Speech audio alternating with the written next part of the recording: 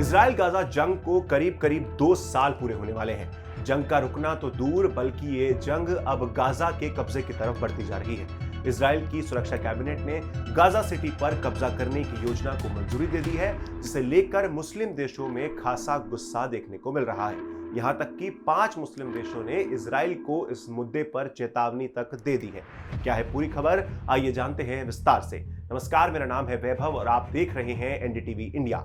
Israel के प्रधानमंत्री Benjamin Netanyahu पूरे गाजा पर कब्जा करना चाहते हैं और वे इस प्रस्ताव को लेकर अपनी कैबिनेट के पास भी गए थे, लेकिन कैबिनेट बैठक में सिर्फ गाजा सिटी पर कब्जे को लेकर फैसला हुआ है, जिसे गाजा में जारी युद्ध को एक बड़े और विवादित कदम के रूप में देखा जा रहा है। आपको बता दें कि गाजा पट्टी के उत्तरी हिस्से में यह शहर युद्ध से पहले सबसे ज्यादा आबादी वाले इलाका था और यहां लाखों फिलिस्तीनी रहते थे।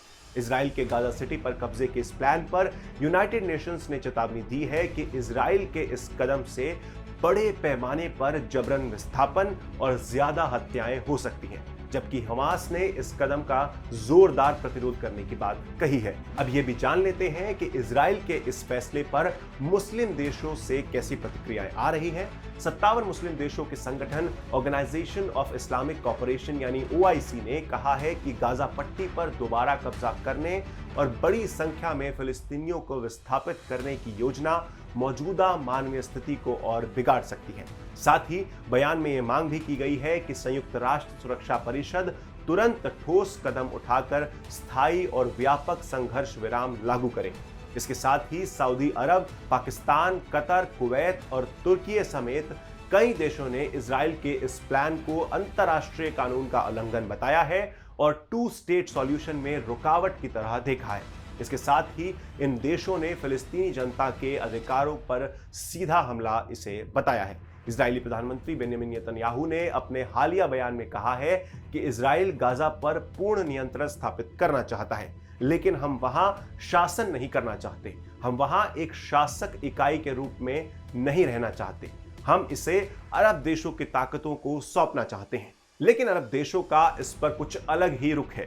सऊदी अरब ने इजराइल के इस फैसले की कड़ी निंदा की है और उसने इसे गाजा में भुखमरी बढ़ाने और फिलिस्तीनी नागरिकों के खिलाफ जातीय सफाई की नीति का हिस्सा बताया है। कतर ने अपने बयान में कहा है कि इजराइल लगातार अंतर्राष्ट्रीय मानवीय कानूनों और प्रस्तावों का उल्लंघन कर रहा है, जिसमें युद्ध में हथियार की तरह खाने का इस्तेमाल करना और आम लोगों को जानबूझकर भूखा रखना शामिल है। पड़ोसी देश पाकिस्तान ने भी इजराइल के इस कदम की कड़ी निंदा की है और कहा है कि हमें इस त्रासदी के असली कारण को नहीं भूलना चाहिए, जो फिलिस्तीनी जमीन पर इजराइल के लंबे समय से जारी अवैध कब्जे की वजह से है। जब तक ये कब्जा जारी रहेगा, शांति एक सपना ही बना रहेगी। साथ ही साथ कुवैत और तुर्की ने भी इजराइल को मानवता का दोषी बताया है और कहा है कि अगर हालात और बिगड़े तो गंभीर नतीजे होंगे। आपका इस खबर पर क्या सोचना है, हमें कमेंट सेक्शन में जरूर बताएं और ऐसी ही इंफॉर्मेटिव खबरों के लिए एनडीटीवी इंडिया के साथ जुड़े रहिए।